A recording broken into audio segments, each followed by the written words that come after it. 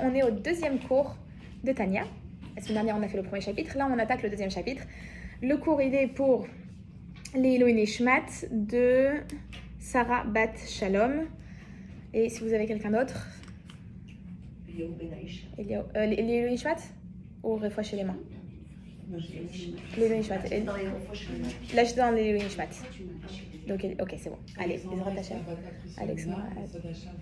Amen. Amen, amen. Israël. Alors, on commence le deuxième chapitre.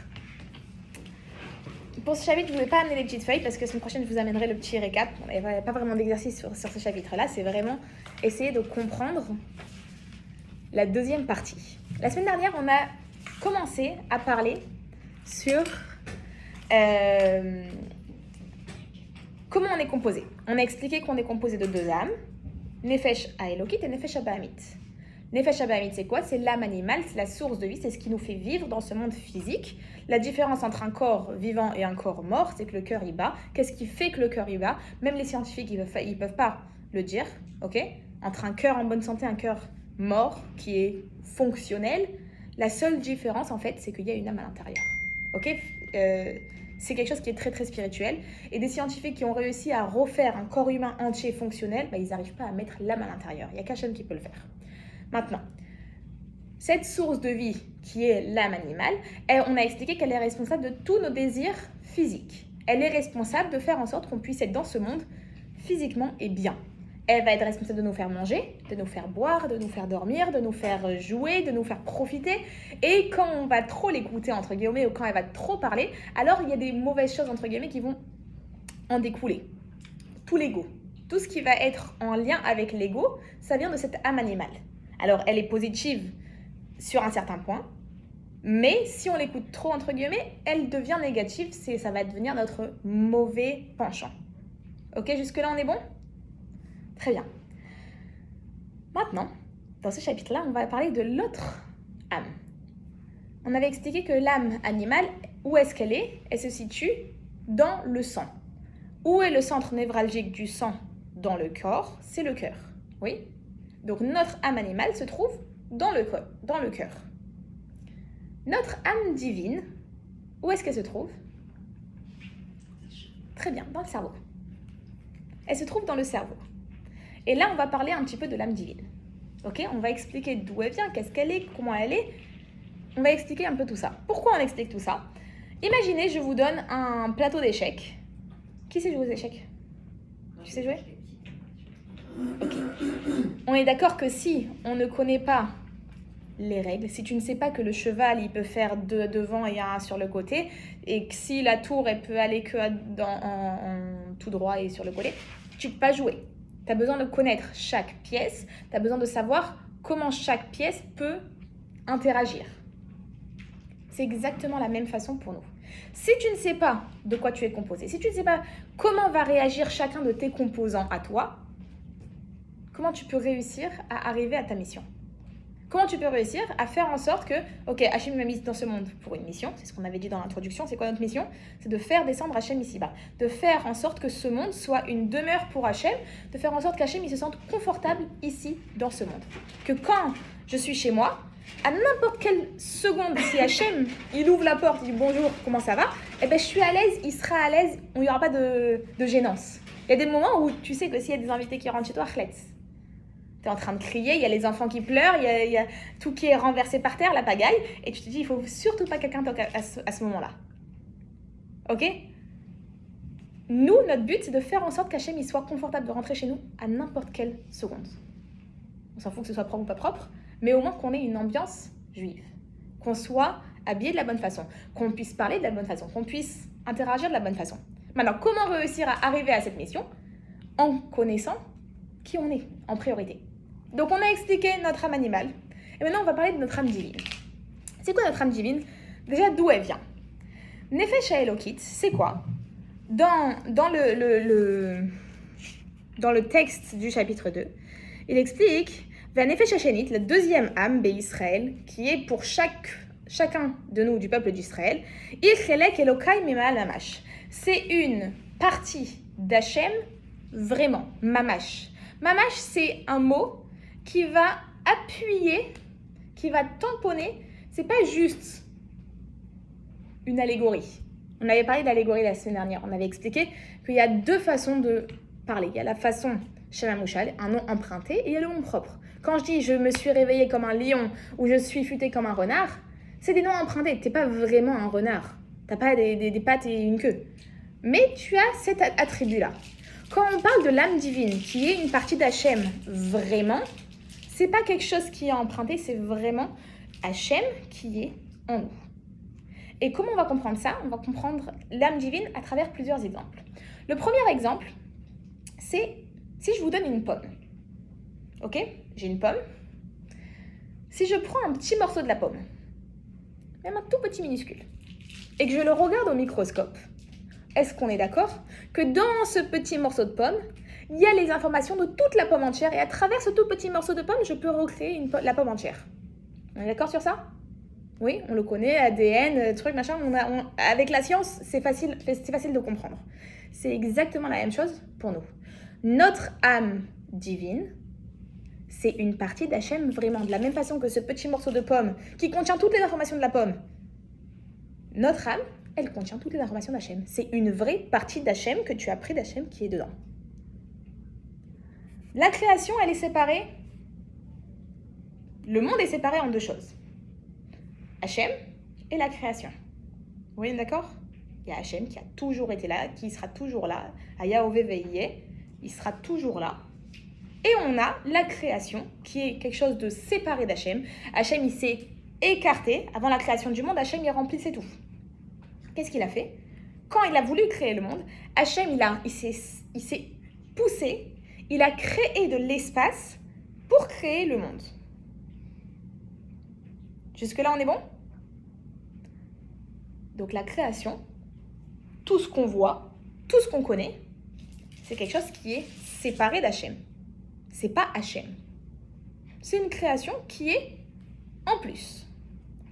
L'âme divine, ça va être le pont entre Hachem et la création. L'âme divine, c'est pas Hachem qui a créé une âme. C'est une partie d'Hachem. Hachem, il a pris une partie de lui qu'il a insufflé en nous. Oui? Très bien. Hachem, il a insufflé en Adam son âme. Comment Adam, il a reçu son âme? Hachem, il a créé Adam, il a pris de la terre, il a créé une forme d'homme, il a créé Adam. Et après, qu'est-ce qu'il a fait? Il a soufflé dans les narines de Adam. Vaishpor nafshi. Il a soufflé son âme dans les narines de Adam. Et à travers les narines, hop, son âme, elle est rentrée dans son corps. D'ailleurs, entre parenthèses, l'âme de Adam, c'était une neshama klali, une âme générale. Ça veut dire quoi, une âme générale? Dans son âme, il y avait toutes les âmes de tout le peuple juif qui allaient venir dans toutes les générations futures. Ok? Maintenant, pourquoi Hachem, il a soufflé dans les narines de Adam pour mettre l'âme? On est d'accord que comment Hachem, il a créé le monde? 7 jours. En 7 jours. Comment il a créé? Par la parole. Hachem, il a dit. Dieu dit que la lumière soit, et la lumière fut. Vaïor. Hachem a dit que il y a le rakia, il y a le firmament qui se crée entre le ciel et la terre, entre le ciel et la mer, et il y a eu un espace qui s'est créé. Hachem, il a créé le monde par la parole. Et d'un coup, il change de technique. Il dit, pour Adam, je ne vais pas parler, je ne vais pas dire à l'âme, âme rentre dans le corps d'Adam, mais je vais lui souffler son âme dans son corps. Il faut le faire. Pourquoi cette différence? En fait, on va comprendre avec nous. C'est quoi la différence entre la parole et le souffle? C'est lié. C'est lié. Quand tu parles, il y a du souffle qui sort. Mais c'est quoi la vraie différence? Combien de temps vous pouvez parler? Pas mal. Surtout nous, on peut parler. Maintenant, si je te donne un ballon de baudruche, c'est un ballon à souffler. Je souffle pas longtemps. Au bout de 2 souffles, t'as la tête qui tourne, tu vas t'évanouir. On est d'accord? Alors, c'est quoi la vraie différence entre la parole et le souffle? Il est limité, l'autre il est illimité. Il est limité, mais pourquoi il est limité? doit être plus précieux, Plus précieux, plus. D'où est-ce qu'il vient le souffle? intense. Il vient de là. Il vient du plus profond. Quand tu souffles, c'est. Et après, ça y est, t'as plus de souffle, t'as plus rien, t'as la tête qui tourne. C'est animal. C'est pas animal, c'est profond. Ça vient du plus profond. La parole, tu peux parler 1 heure, t'auras pas la tête qui tourne, tu seras pas en panique. Tu vas pas être à court de souffle. Quand est-ce que t'es à bout de souffle? Quand tu souffles sur un ballon, après c'est fini, t'as plus de souffle. Ouais, le souffle, il est Tu maîtrisé, te la vides. parole, elle n'est pas maîtrisée, quoi, c'est ça, quoi. Enfin, La parole, c'était un- c'est maîtrisé aussi parce que tu formes des mots, tu t'es pas en train d'hurler. Le point, il est pas, est-ce que c'est maîtrisé? Le point, il est d'où vient cette source-là? Est-ce que ça vient, d'où est-ce que ça vient la parole? En fait. La parole, elle vient de là. T'as pas besoin de Ouais. d'inspirer, expirer pour pouvoir parler. Ça vient de là. Le souffle, en fait, c'est juste Bederach Hagav, c'est juste, puisque déjà, il faut souffler pour qu'il y ait du son, alors ça souffle. Mais c'est pas, t'es pas en train de sortir, de prendre de ta force interne pour sortir ce souffle-là. Quand tu souffles, vraiment, tu prends de toi. C'est nous, le souffle, c'est nous. Hachem, il a créé le monde entier. Le ciel, la terre, les cieux, le soleil, la lune, les étoiles, les animaux, même l'homme, même le corps de l'homme, il a tout créé par la parole. Par contre, pour la Neshama, c'est différent. Il n'a pas parlé, il a soufflé. Il a pris de son intériorité pour donner à l'homme sa Neshama. Ok? Ça, c'est la première analogie pour qu'on puisse comprendre. On va avancer un petit peu plus loin dans cette idée-là. Hachem, il a parlé pour créer le monde. Donc, d'où vient toute la création? De la parole. Pour l'âme, il n'a pas parlé, il a pensé. Comment l'âme a été créée? Elle a été créée par la pensée d'Hachem. Par la chokhma d'Hachem. Quelle est la différence entre la parole et la pensée? On exprime. C'est une expression extérieure, ok? Ma pensée, ça veut dire. Comme elle a dit Esther tout à l'heure, la parole est plus limitée que la pensée. Elle est plus limitée, très bien. Et Tu as bien retenu. elle est très bien retenue. Elle est limitée. Et la parole, tu peux l'arrêter. Tu peux fermer ta bouche, arrêter de parler. La pensée, tu peux pas. Tu es constamment en train de penser. Alors tu peux la rediriger. Tu peux penser à ça au lieu de ça. Mais tu es constamment en train de penser. Il n'y a pas une seconde où tu arrêtes de penser. Même quand tu dors, tu continues à penser. Et d'ailleurs, quand on dort, l'activité cérébrale, elle est bien plus élevée que quand on est réveillé, d'ailleurs. C'est pas moi qui le dis. Maintenant, c'est quoi la différence entre la pensée et la parole? C'est que la parole, comme tu as dit, c'est pour exprimer à l'extérieur. C'est limité. La parole, je peux la contrôler. La pensée, elle est beaucoup plus connectée à mon moi intérieur que la parole. La parole, en fait, ça va être le moyen d'expression de ma pensée. Mais la pensée, ça va être le moyen d'expression de mon moi. Ça ne veut pas dire que ma pensée, c'est qui je suis, mais c'est le moyen d'expression de qui je suis. Quelqu'un peut avoir des pensées qui sont très différentes de lui, mais ça reste que la pensée est beaucoup plus connectée à son soi, à son âme, à son intériorité, que la parole. La parole, tu peux mentir, tu peux dire ce que tu veux, on va pas forcément voir la différence. La pensée, tu peux pas te tromper à toi-même. Même si tu penses à quelque chose d'autre, tu sais au fond de toi que c'est pas qui tu es. La pensée, elle est vraiment, vraiment connectée à ton intériorité. Quand Hachem, il a créé le monde par la parole, c'était le moyen d'expression de sa pensée. Mais quand il a insufflé la Neshama, quand il a créé la Neshama, quand il a séparé cette âme divine, entre guillemets, et il l'a prise, il l'a mis dans le corps de Adam, c'était par la pensée. Et la pensée, elle exprime le Ratson le plus profond. En parlant du Ratson d'ailleurs, c'est quoi le Ratson? C'est le moi. Le Ratson en hébreu, c'est la volonté. On a 2 types de volonté. On a la volonté commune, la volonté extérieure, et on a la volonté profonde.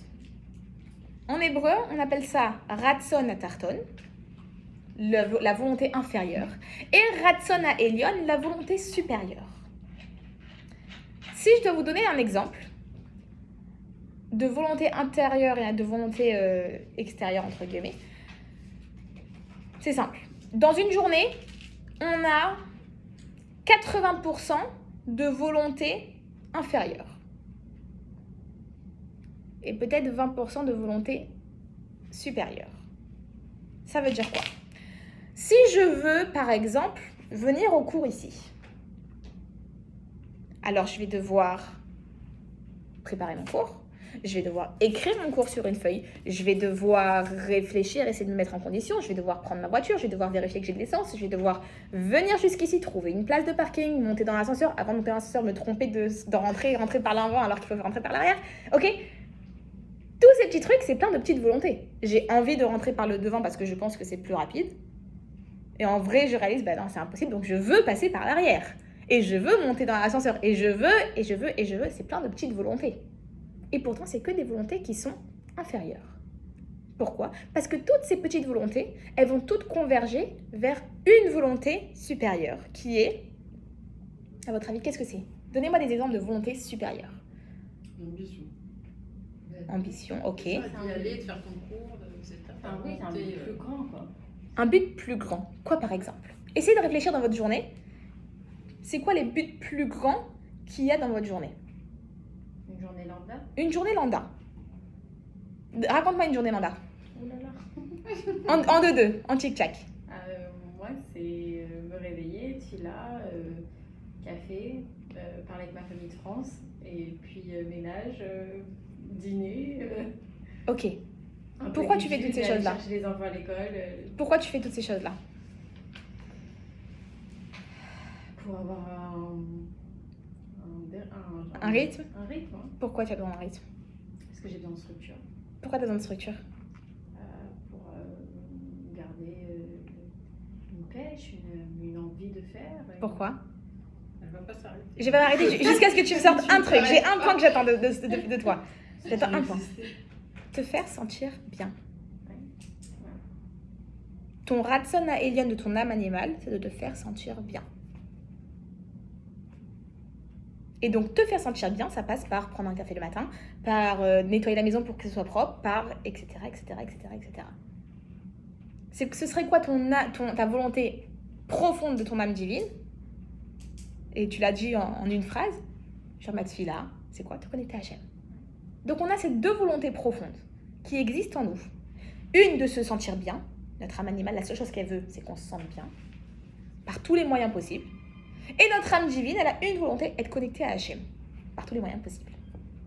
Et donc, dès que ça, automatiquement, une fois que tu connais ces deux tendances-là, chacune de tes actions, chacune de tes volontés, tu peux les définir que, ok, ça c'est l'âme divine, ça c'est l'âme animale. Faire ma tefila, je sais que c'est l'âme divine. Prendre un café, ben je sais que c'est l'âme animale.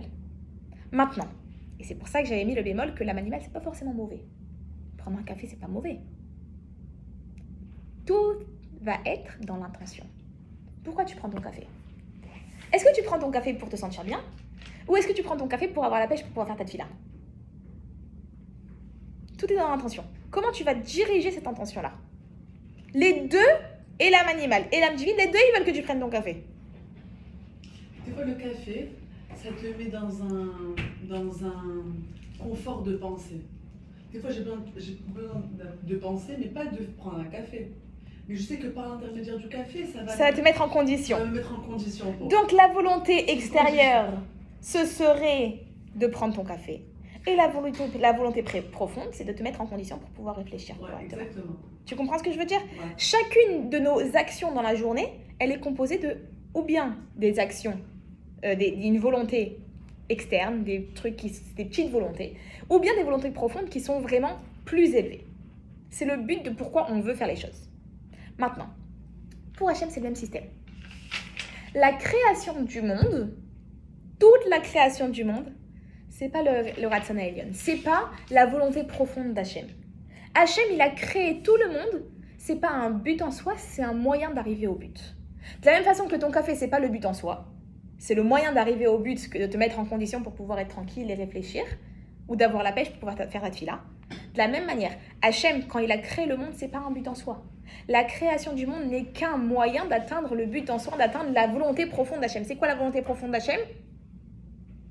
Deux choses. Torah et Israël. L'âme divine et la volonté profonde d'Hachem.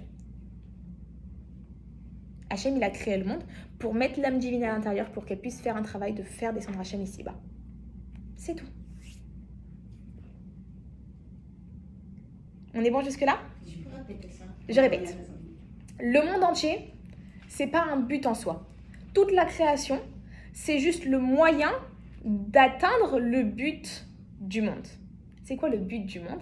C'est l'âme divine. C'est notre neshama.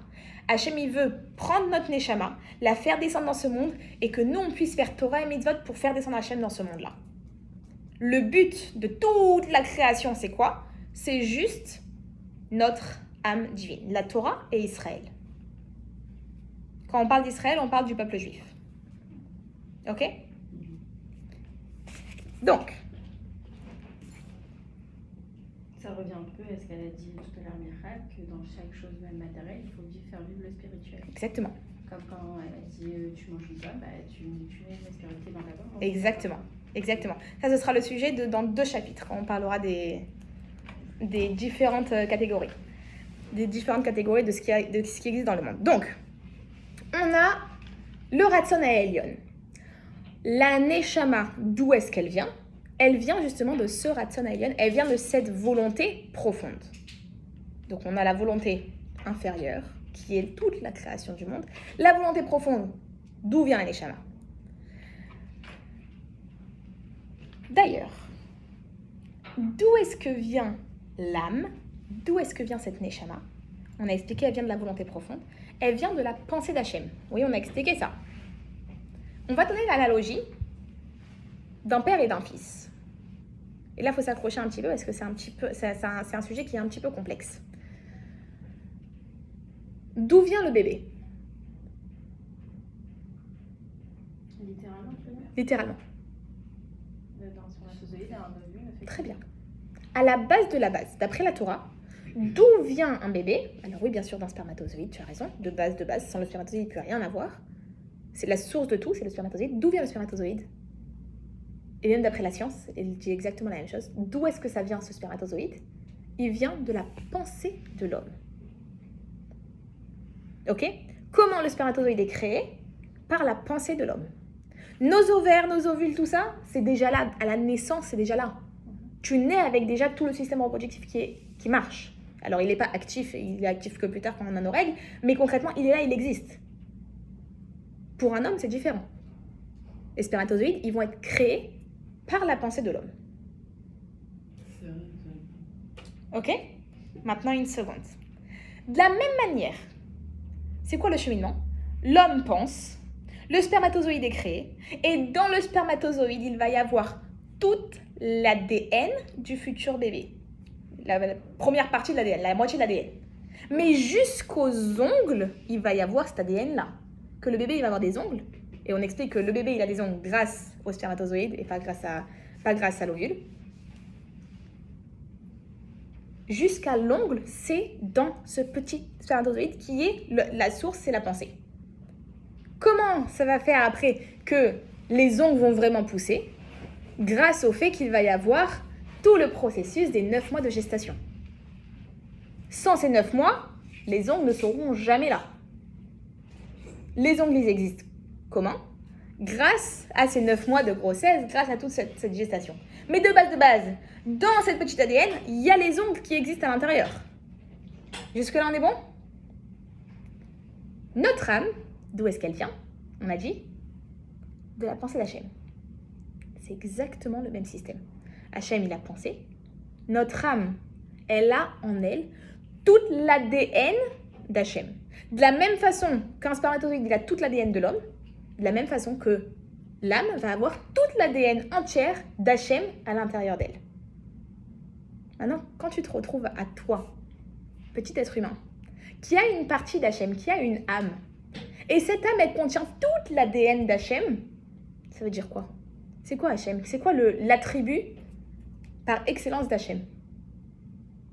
Qu'est-ce qui fait qu'Hachem est différent de nous? Il est infini. Il est infini. En nous, en chacune de nous, on a une partie d'infini.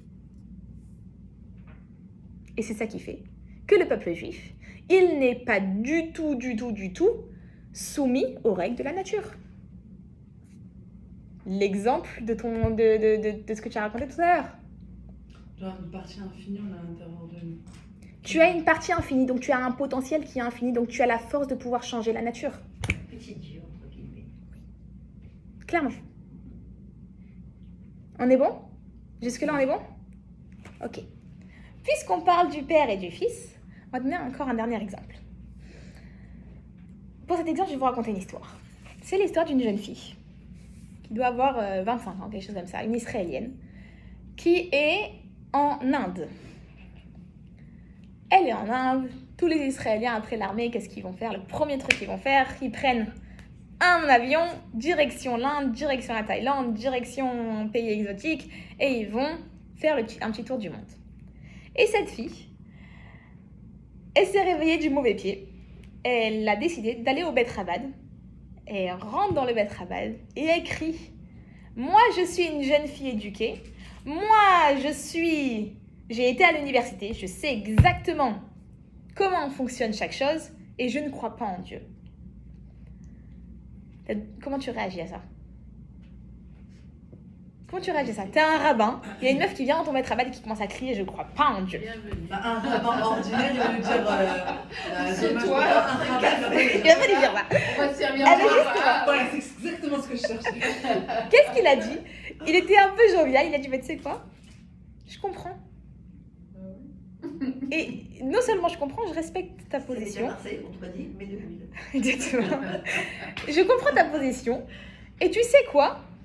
Si vraiment tu crois pas en Dieu, regarde juste là. T'as le Haron, ouvre le Haron, prends le Sefer Torah et jette-le par terre. Tu crois pas en Dieu? C'est que de la zut quoi qu'il arrive. Jette-le par terre. Elle a été prise de court. Elle a essayé de chercher. Non, je peux pas le faire. Mais pourquoi? Non, parce que même si je crois pas, je suis respectueuse. Je sais que c'est quelque chose qui coûte cher.